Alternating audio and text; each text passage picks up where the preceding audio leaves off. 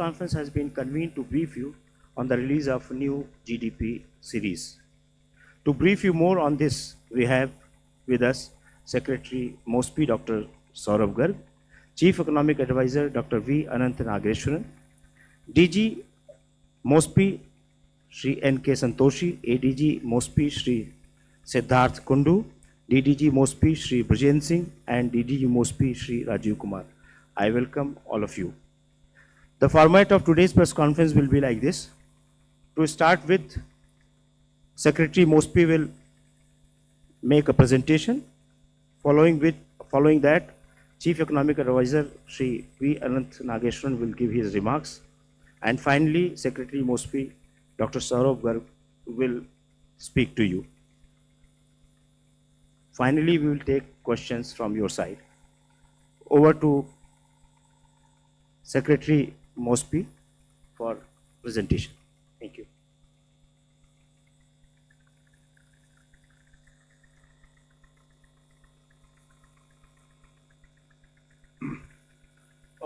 Good afternoon, friends. So I'll straight away start into the GDP base revision.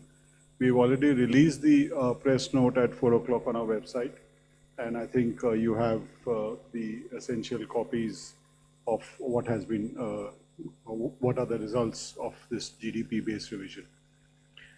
Working?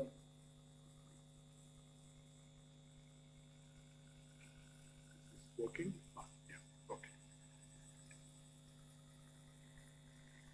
Yeah. So just to give a background, the present base revision is 9th in the series. If you look at it, 8 have happened, and we've also given what has been the impact in the base year after the revisions. If you would notice, we've given the impact from 1993-94, and larger impacts normally are seen when there is a substantial change in the databases. As databases keep improving, the changes, whether positive or negative, tend to reduce, and which is what you can see over the past few revisions, even in India, that the changes have been in the region of 2%, 3%, 4%, less than that. If you look at the international experience,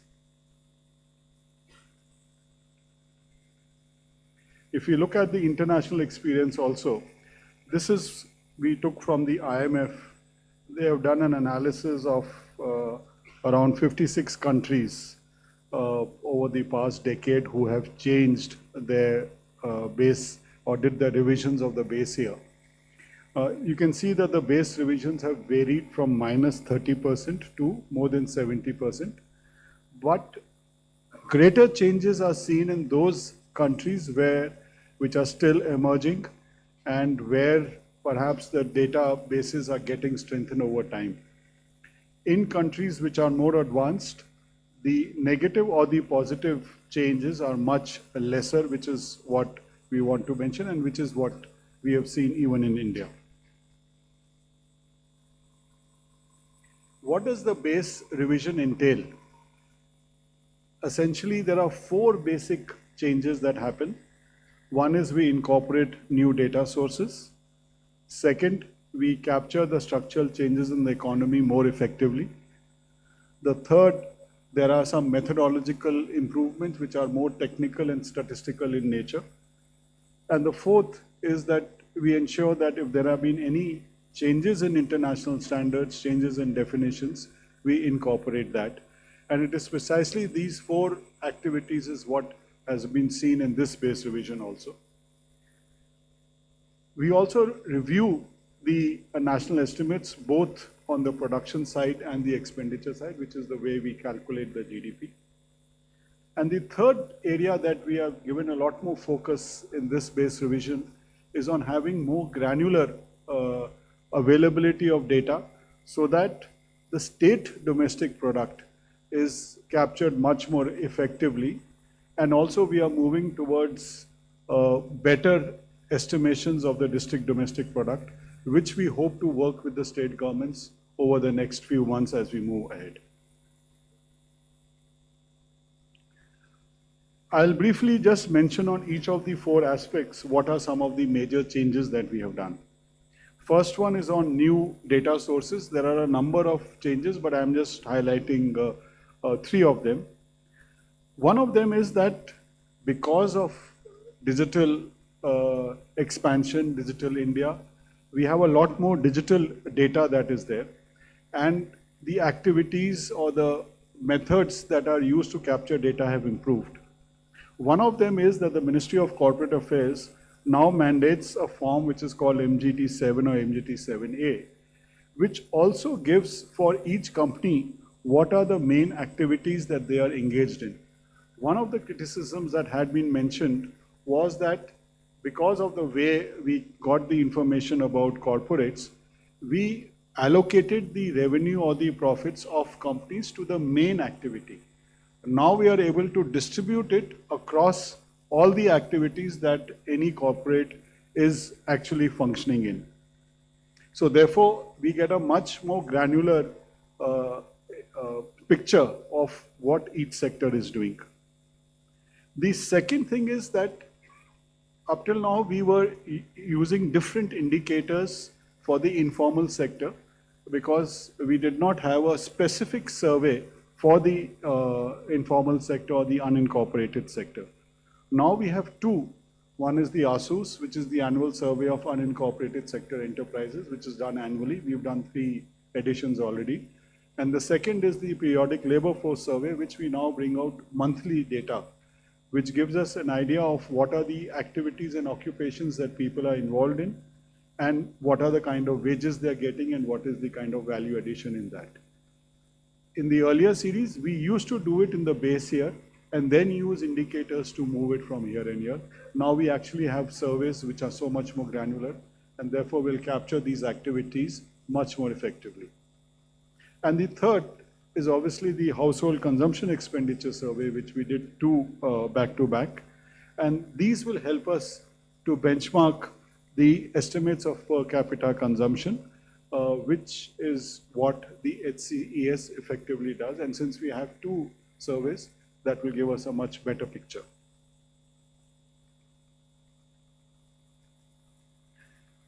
The second aspect is we have much greater administrative data. I mentioned about the digital penetration that has increased, and administrative data is something that we are trying to use much more effectively rather than focusing only on surveys, because this data is much more real time compared to others. The first is the enhanced use of GST. GST was not available in the last round of revision in 11-12, which has come up in 2017. And this will also help us in more ways than one. It also gives, captures not only data of the formal sector, but even in the enterprises which may be informal but have larger revenue turnovers, it gets captured in this. And the second is that it gives us much better picture of the state-wise consumption that is happening, and that will help us in the allocation of state-wise when we give the GSDP. The second is the PFMS data, which gives an idea of government expenditure right up to the village level. And this is real time, and the PFMS, the introduction of PFMS, it's actually based on expenditure that actually happens. So this public financial management system reduces the errors, reduces the time, and also ensures that effectively we are able to allocate it granularly to the state or the area in which it happens. And the third sector is we have a lot of data. For example, e-Vahan data gives us up-to-date information of what is the kind of vehicles which are on road.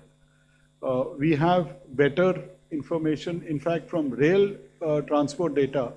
We have actually the number of tickets sold from which distance to which distance. We don't have to do estimations now, it's actual data, same with air, and same with the LPG fuels. So all this gives us much regular data, granular data, and much more effective data, and therefore increases the robustness of the estimates that we make. On the methodology part, I'll just focus on 2 aspects. One is on the use of double deflation. This has been a major issue which has been raised over in various discussions and critiques which have been published. We are doing away with signal deflation across all sectors. Double deflation would be there fully in the agriculture and manufacturing sector. In agriculture sector, it already was. In manufacturing, we are introducing it. Given the granularity of information that is needed and the data that is needed.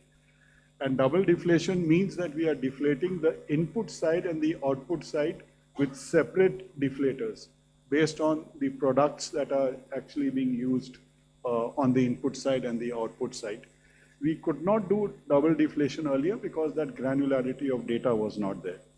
If I can also mention that in the earlier series, we were using around 180 deflators. Now we're going to be using somewhere around 600 odd deflators, which reflects the granular deflations, and there are a mix of both CPI and WPI. Let me again reiterate, we don't use headline numbers in any case, in any event. The second issue which had been raised periodically is the discrepancy which was there between the production side estimates and the expenditure or the consumption side estimates. In the new series, we will be publishing supply use tables regularly, which will ensure that the discrepancies are eliminated. It's not only just reduced, they are eliminated because there will be clear supply use tables going ahead. Coming to the numbers, you would have seen now I'm talking of the base that is at 22-23, the year 22-23. What are the major changes? At the overall level, as per the revision of numbers, the 11-12 base had the GDP of 22-23 at 268.9 lakh crores. In the new base, there's a reduction of about 2.9% at 261.2 lakh crores. Why has this reduction happened? The sector-wise detailing has been given. In the primary sector, there has actually been an increase of 6.1%, and this reflects essentially two aspects. One is that there has been a significant reduction of diesel in the agriculture sector and replaced by electricity, and more so by solar electricity, and this is the impact of the PM Kusum scheme. So that means that the value added available to farmers is increased because of reduction of the fuel costs for farmers, and that's a direct increase of farmers' income, and it's reflected out here.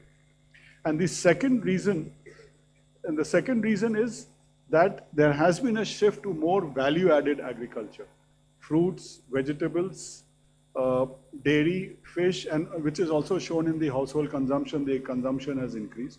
So on both those counts, there has been actually an increase in the primary sector. The second in the secondary sector, which is manufacturing, construction, etc., we have now much greater segregation of the multi-activity corporations. So some of those activities which were actually in the secondary sector have moved to the tertiary sector because they were related to services. And we may also note that within this sector, there have been certain sectors like electricity, gas, apparel, food processing, which have actually increased. So there are two reasons, obviously, a multi-sector allocation between tertiary and secondary, and that in certain subsectors, and the details are there in the press release, you would get that there have actually been increases. And the third is that in the tertiary sector, which captures a lot of the also unincorporated or the informal sector, we have annual surveys available which show that greater granularity of data is available, which is getting reflected.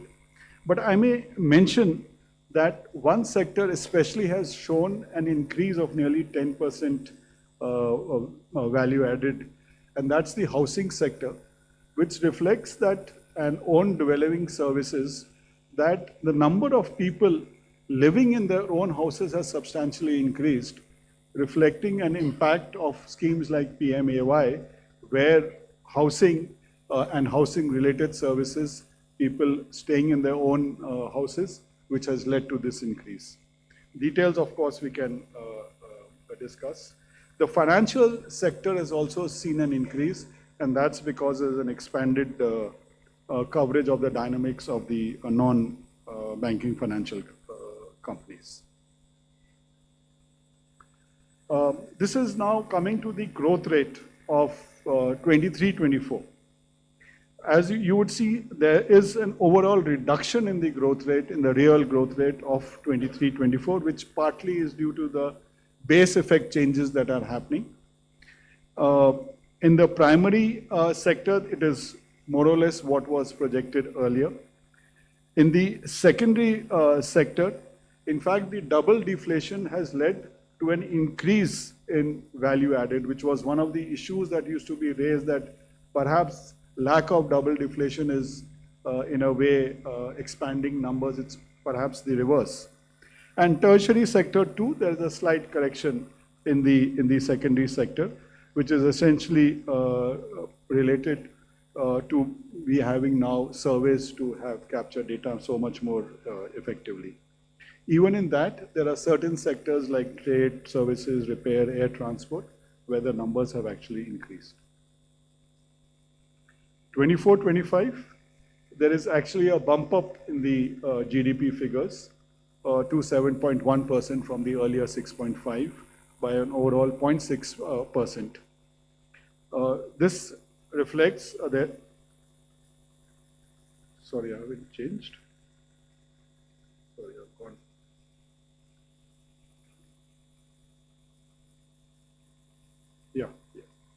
Yeah, this is okay. So this reflects this bump up there is, and it's there in all the three sectors.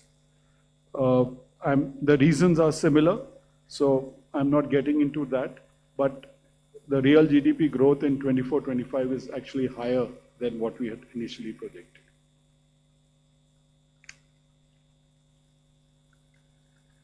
This is the share of the broad sectors.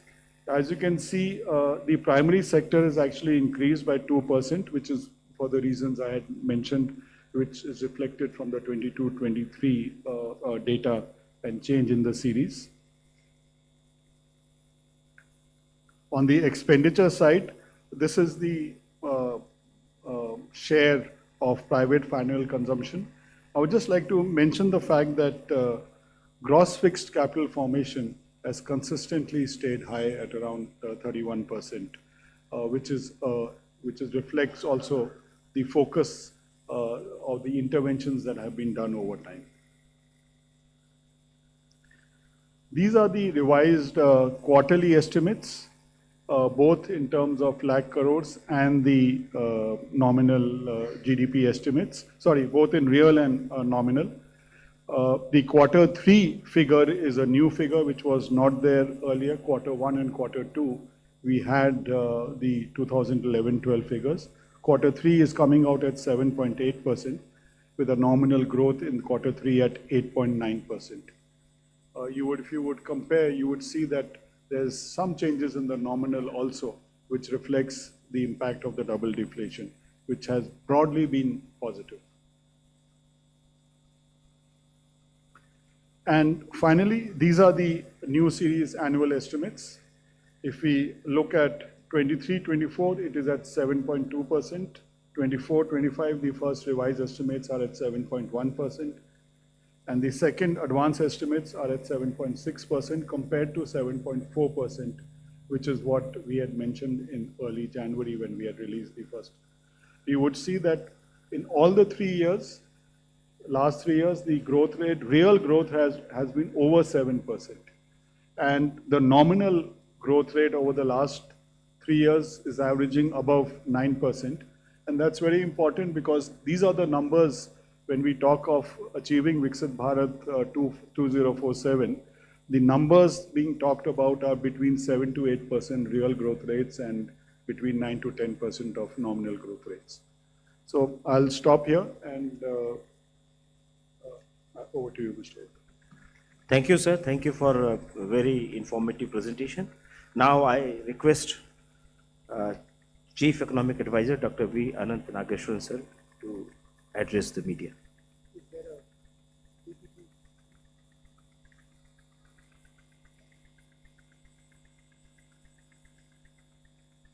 Thank you. Thank you, Dr. Saurabh Garg. Respected friends from the media, colleagues, thank you very much. And Dr. Saurabh Garg has shared with you the methodological changes, the revisions, and how the performance of the economy has been in the last 3 years, plus the first 3 quarters of the current financial year. We normally do this presentation also every quarter. So we are going to basically take off from what he has said and share a few slides on how we see the 26, 27 numbers look like in the light of all these revisions, and also the fourth quarter, given how the high frequency indicators have performed in the month of January, etc. So this slide, I don't need to repeat what Dr. Saurabh Garg showed. On the left side, 3 consecutive years of plus 7% GDP growth, which kind of also corroborates and vindicates our revision to the potential GDP of the economy to 7% or around that number. On the right side, what you see is the comparison of India's performance with several other economies. As we have been noticing in the post-COVID era, the sustained non-inflationary expansion of the Indian economy has held up not only in absolute terms, but also in relation to how others have been doing in the post-COVID era, where they're also struggling with the rising public debt and lower growth, etc. And in terms of the gross value addition growth rate, we are seeing, as again, this is a repetition of what Dr. Garg presented. We are showing most of these numbers on the left side in terms of growth rates and constant prices, and the share of GDP on the right side in current prices. So the growth rates of agriculture sector on the blue and the services in green color and the manufacturing, those numbers tell their own story. The manufacturing growth rate has been quite exemplary in the last 3 years, and the share of GDP broadly remaining the same, with agriculture going up slightly, and these are as in the current price series. Services sector is slightly down. And if you look at the growth rates of various expenditure components on the left side, private consumption, government, capital formation, exports and imports are shown on the left side. And in general, broadly speaking, by simply eyeballing these numbers, you can see the growth rates of investment have held up. These are basically, let's remember that the FY26 numbers are second advanced estimate. We still don't have the full year's numbers. So based on this, what we are seeing is that overall, the private consumption growth rate is quite resilient. Rural consumption has been quite strong. Urban consumption is recovering on the back of the direct and indirect tax relief provided in the course of calendar year 2026, and so on. On the right side, as a share of current prices, private consumption has come down slightly, but in its place, investment ratio has picked up as well, quite well. And then if you look at specifically breaking down the granular data that MOSPI provides up to 24-25 now, in terms of how capital formation stacks up across various sectors, public, private, financial, non-financial, government, households and unincorporated enterprises. You see it in the tables for 24-25, the granular tables. So we are seeing that in 24-25, private non-financial corporations investment in machinery and equipment. We are segregating, there are 3 components that MOSPI gives, real estate, machinery and equipment, intellectual property products, etc. There are 3 subdivisions of the overall investment in GFCF, capital investment. We focus only on machinery and equipment. The interesting and the encouraging news is that unincorporated enterprises have maintained a growth rate of more than 10%, of course in current price terms, on investment in machinery and equipment. So I think that is a sign of dynamism in terms of the investment in, we don't have to only look at the incorporated sector for understanding the dynamism that we see in the overall economy. And again, this number is a repetition from Dr. Garg's presentation. First 3 quarters, the growth rates are 8.4 and 7.8, and it doesn't take much to back out what the fourth quarter GDP growth rate number should be in order to meet the 7.6% growth rate for the full year. On that basis, we expected or anticipated growth rate has to be 7.3% or more in Q4 to be able to achieve the full year real GDP growth rate of 7.6%. And I think the momentum in the economy is good enough to deliver us that 7.3% growth rate in the fourth quarter. And this is the moving on from GDP to GVA. Again, as Dr. Garg pointed out, the manufacturing sector's growth rate is double digits. Services are not too far behind at 9.5%. This is GVA growth rate in real terms. And then if you look at the broad share of the economy, expenditure shares, they have remained broadly stable. And I have mentioned it even during the economic survey presentation that to be able to maintain a 30% plus gross fixed capital formation at the aggregate level in the economy in the current global context is a very respectable and creditable achievement on the part of the Indian economy, given global excess capacity and uncertainty, etc. And in the high frequency indicators, which will give us some clue about how the fourth quarter stacks up. So if you look at the data, most of the boxes are in either light green or strong green. E-way bill generation, the yearly growth rates are there in the three on a quarterly basis, and then January 26 compared to the yearly growth rates pre-COVID and also in the FY 24-25 two financial years. So by and large, if you look at the E-way bill generation, it is on par with the growth rates of the pre-COVID era and also in the previous two financial years. Non-food bank credit, same story. Electricity consumption picking up, and petrol and diesel consumption again comparable with the previous two financial years as well. So overall, I think as we mentioned in these three bullet points, all these parameters are by and large confirming the ability of the economy to grow at a rate that will give us the overall 7.6% growth rate. Moving on to some other indicators, especially on the industry sector, whether it is the 8 core industry growth rates or the PMI values of manufacturing and services sector. Obviously, all of us know above 50 indicates expansion and below 50 indicates contraction in the sectors. Port traffic, air cargo, railway freight, up to third quarter is available, and hotel occupancy rates, etc. None of them are giving us concern that the economy may be about to slow down. That's not the case. They indicate continued steady momentum as well. And there is a healthy expansion we see for trade and logistics indicators, with port traffic and air cargo continuing to register robust growth in January 26.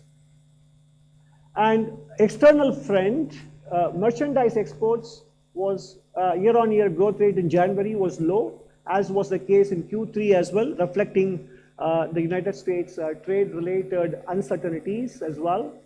Non-oil, non-gems and jewelry export growth in the merchandise category, again compared to the pre-COVID average and the previous two financial years, on the lower side from Q3 onwards and in January 26, which is why they are in yellow shaded boxes. Services maintaining very good growth rates. And in terms of construction and infrastructure, steel and cement production, by and large, are either light shaded green or strongly shaded. We are actually on good track. Again, no major concern about the construction and trade related activities. Now, with the European Union Free Trade Agreement, although it takes time for it to be ratified and become effective, the framework agreement with the United States, etc., will help us see better growth in merchandise exports in the coming financial year 26-27. And in terms of consumption demand indicators, two-wheeler vehicle sales, year-on-year growth, this is at the wholesale level, not at the retail level. Three-wheeler sales as well, these are all growth rates, not absolute numbers. And in comparison to the previous years, and domestic tractor sales growth, they are absolutely mind-boggling growth rate numbers, attesting to the robustness of rural demand. But again, as I mentioned urban demand is also on the mend as we speak. Urban demand, again, UPI transaction volume growth, 27.7%. Domestic passenger vehicle sales, after a strong growth in Q3, continuing with 8% growth in January, the month of January as well, much better than the previous 2 financial years. And domestic air passenger growth after 2 tepid quarters picking up in January. As I mentioned, that's why I said urban consumption is on the mend. So overall, the outlook for the economy, it continues to maintain strong growth, supported by broad-based activity. Favorable supply-side conditions, including robust Rabi sowing, comfortable food grain stocks, and easing global commodity prices are expected to keep inflation low and stable. So if you put the first 2 bullets together, we're talking about the post-COVID highlight of the Indian economy has been sustained non-inflationary or moderate inflation growth. That combination is expected to continue in 26-27 as well. Fiscal consolidation on track in the light of the 22-23 base year GDP revision, nominal GDP being lower by roughly by about 12 lakh crores or so. The estimated fiscal deficit for 25-26 will now be 4.5%, but other indicators such as primary deficit, revenue deficit, or effective capital expenditure or capital expenditure to GDP ratios, they all remain broadly unchanged. So in that sense, the GDP revisions do not alter the fiscal trajectory that the union government is on at this point. And improved policy certainty resulting from successful trade agreements, including the India-US framework deal and the India-US trade agreement, will support exports and also stabilize capital flows going forward, which at the gross level have actually been improving in terms of FDI numbers. And also if you take a look at the February numbers so far, or FPI flows, they appear to be reversing. And considering the issues that the stock market in the United States is now beginning to factor in terms of AI exposure, I think India, from what was seen as a handicap in 2025, the lack of an AI story in the Indian capital markets may actually turn out to be an advantage when it comes to 2026 in terms of capital flows. That is something to keep in mind.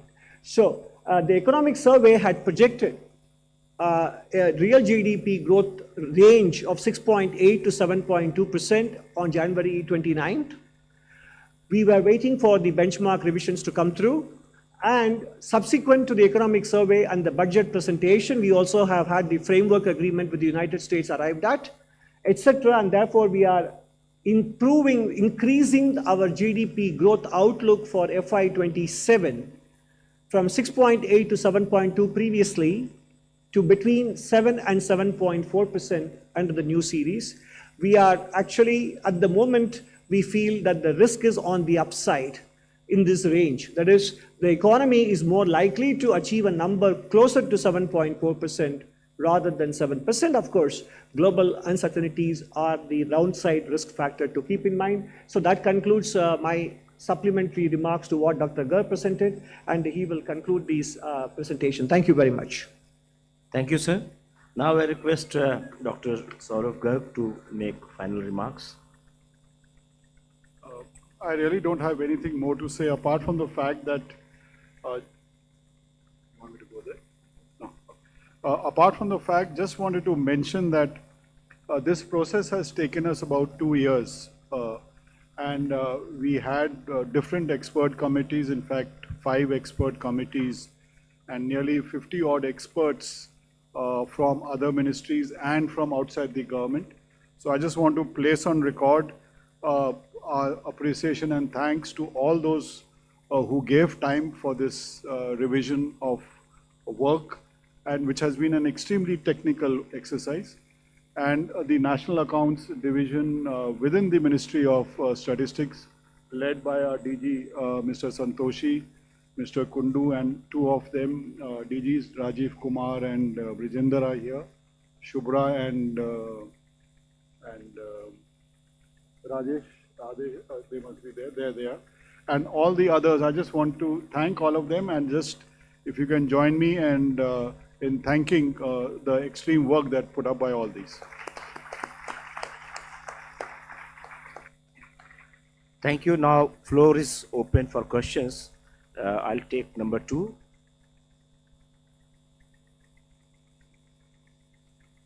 Sir, good evening, sir. Shishir from Hindu Business Line. Sir, my question to Dr. Nageshwaran. Sir, you said that there will be increase of 20 basis point in the economic survey projection. Now, what could be the nominal growth rate for the 26-27? And do you see any change in the fiscal deficit target also, sir?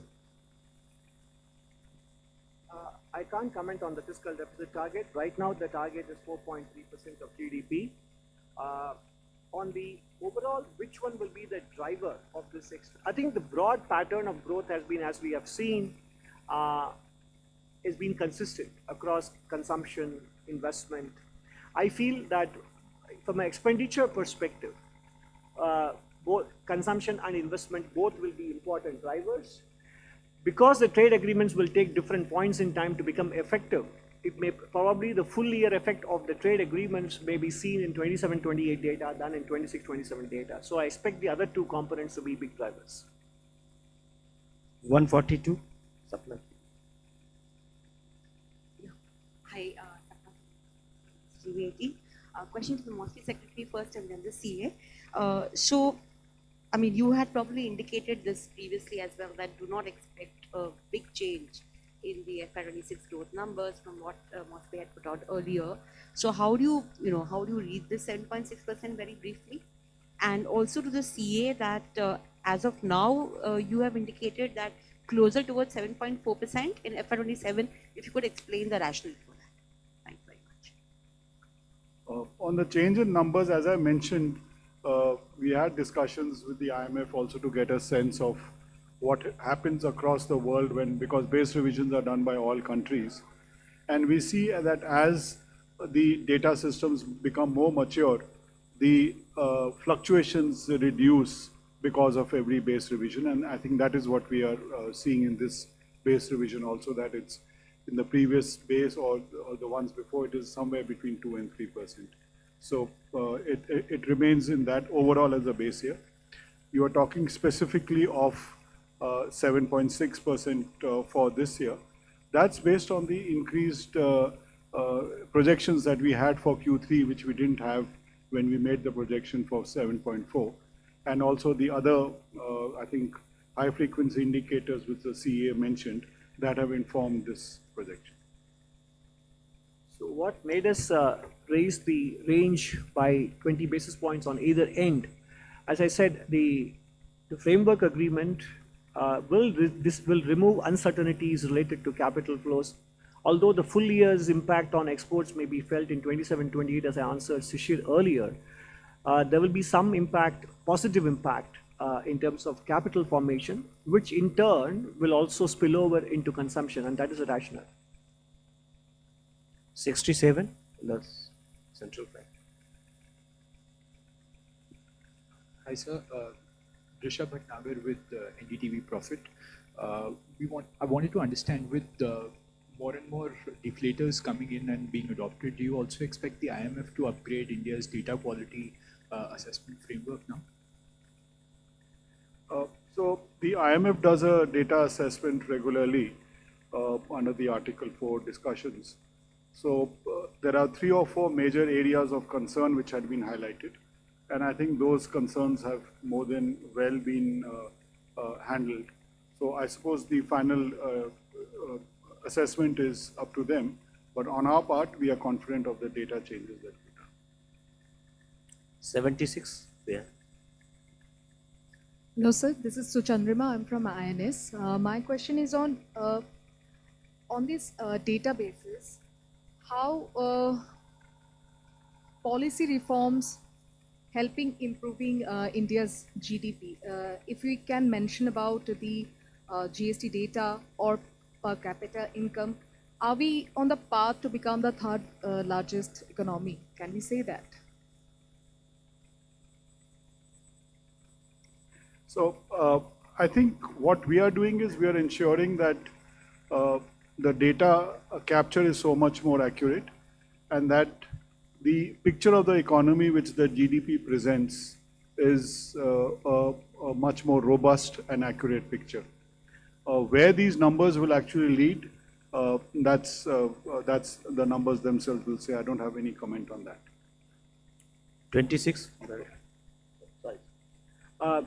Yes, we are on course to becoming the top 3 or the top 4 largest economies in the world. There is no doubt about that. It will happen in the course of the next few years. Our growth rate post-COVID has been probably one of the best, if not the best in the world, especially among G20 economies. But naturally, whether a particular relative position is reached or not will also depend on many other factors, like the exchange rate, which in India's case did not go in our favor in 25-26. That will naturally have an impact. So the timing, given global uncertainties, given what happens to exchange rates and the growth rates in other countries, could be variable. The timeline could be varied depending on these parameters. But to be able to, as I mentioned, what we need to focus on is on aspects in our control. Both the policy and the reform direction are both paving the way for sustained non-inflationary growth of at least 7% in real terms and 10 to 11% in nominal terms in India. And because of uncertainties related to capital flows, etc., the exchange rate had an adverse, had a depreciating year in calendar year 2025. With these agreements, trade agreements, and as I mentioned in my remarks towards the end, with the concerns that are now emanating related to the current state of the AI ecosystem in India, what was once considered a drawback in 2025 could actually turn out to be India's strength from a second mover advantage perspective. So all those things will improve capital flows, stabilize the exchange rate, etc., which will then mean that the dollar value of the Indian GDP will reflect better the true underlying performance of the Indian economy in rupee terms in the years to come. 26. Sir, this is Deepak Mandal from Union Express. Sir, given the fact that the FY 25-26 numbers have been revised, nominal GDP growth rate has been revised, will we become a 4 trillion economy at the end of this year, or the fourth largest economy as we were all expecting?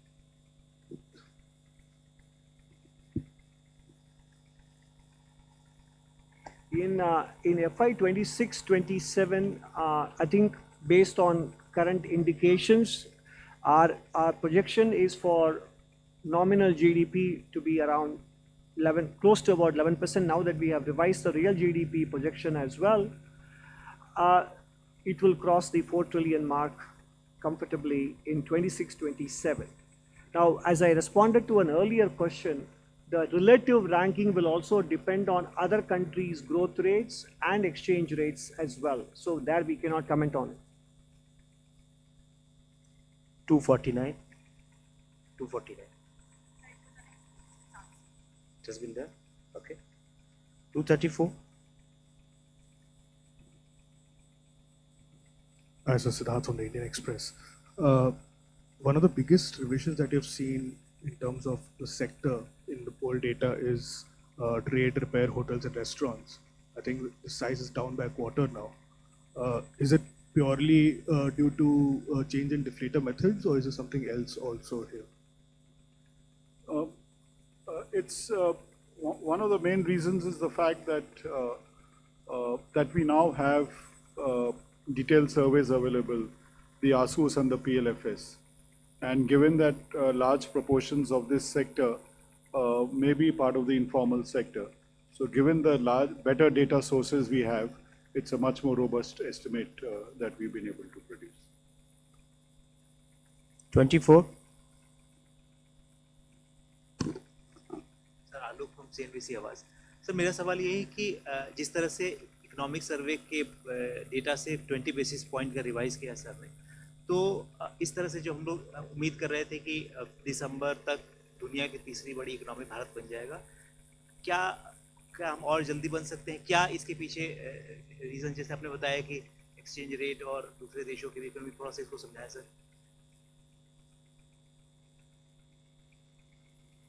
I think I responded to this question earlier as to why we increase these numbers by 20 basis points because of lower uncertainties related to capital flows and partially due to expected improved export performance, which in fact will be more visible hopefully in 27, 28. So these are the reasons why we revised the range from 6.8 to 7.2 to a new range of 7 to 7.4 in real terms. 45. Manoj. Thank you, sir. Sir, my question to the Secretary. Please and introduce yourself, Manoj. Manoj Kumar from Reuters. Sir. My question to Secretary and CA, sir. Sir, now we have a new base year for inflation and GDP, and we have the data like for last few years. So, do you think that with the food inflation rate coming down in the new series, so is it time to have a new target for inflation from 2 to 6%? Does it need revision? One. And secondly, sir, my question is like this estimates on this per capita estimates that we have given like for 24, 25. So it shows like nearly over 9% growth in nominal terms in per capita for 24, 25. So how, looking at the number, like so from the first advanced estimates, the population for 25, 26 was like estimated at nearly 142 crore versus 140 crore in the previous year. So how do we see per capita growth, per capita income growth, sir? How do we see that? Like, so how would you see that debate going on, particularly in, as you mentioned about the dollar, in dollar terms, it seems that our per capita income still remains around less than $2,200 in 24, 25. Thank you. On the inflation target, I think there's a separate institution that handles it, so it's not prudent for us to comment on that. But all I can say is that we have a much more up-to-date CPI, which reflects the consumption patterns of the people presently. So you have a robust, much more robust estimate to base it on. On the second issue, I'll just mention on the population figures, and the CA can take up the other part. The population figures, we use an updated figure based on Health Ministry's projections. And given the fact that now registration of births and deaths is near universal, the estimates are very, very robust. So the per capita GDP or per capita income numbers are as robust as the GDP itself.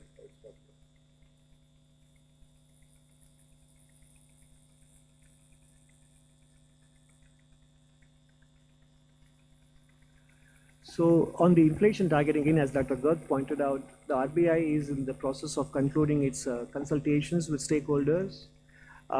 So far, the last 10 years, the 4% plus or minus 2 has served India well. We have come down to a moderate inflation levels these days. So whether the current framework stands or not will be revealed at the end of the consultation process of the Reserve Bank, which is happening right now. And the Ministry of Finance and RBI will be announcing it sometime in the course of this year. We don't need to second guess it or prejudge it right now. Now, per capita nominal GDP growth, if the population growth rate has slowed in the country and we are growing around 10 to 11%. So in the last few years, in real terms, the per capita income has grown roughly around 6.3 to 6.4% on average in the last three financial years, in real terms.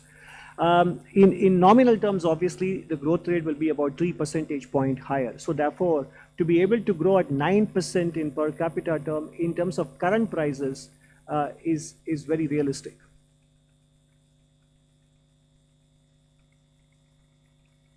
And the final question is number 4.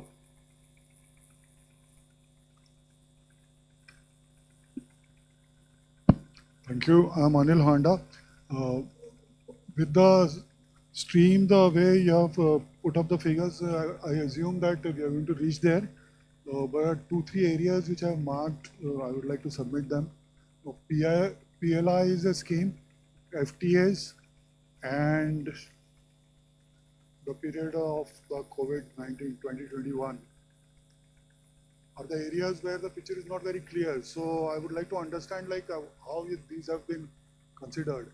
And FTAs also of late have been under scanner. So how do you look at them and how have you projected them?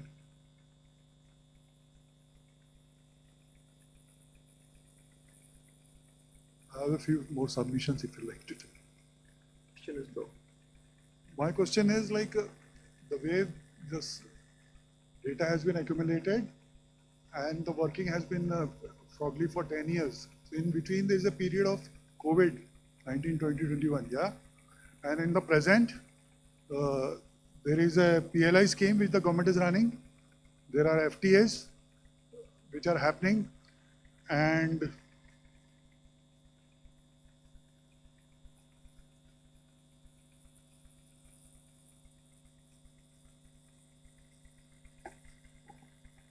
there's a parallel economy which would be changing from time to time. So if you have not considered or considered these things. First of all, for the back years, the FAQ document that MOSPI has put out is clearly given a timeline as to when they will be releasing the historic time series, which will cover the COVID years and even further beyond that, all the way back to 1951.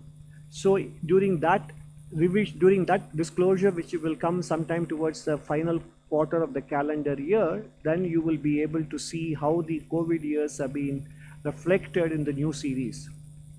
The various PLI schemes are obviously reflected in the way the manufacturing numbers are revised higher, etc. in the series. And the free trade agreements we have done so far with the UK, which is yet to be ratified and made effective. Same is the case with the European Union, and the United States Framework Agreement will happen hopefully before mid-March as indicated. So all these bigger trade agreements with bigger geographical zones are still, their effect still lies in the future. And therefore, as I said, the full effect of all of those trade agreements, that's why I repeated in several responses that they will be reflected in 27-28 data. Thank you. Thank you, everybody. Thanks a lot.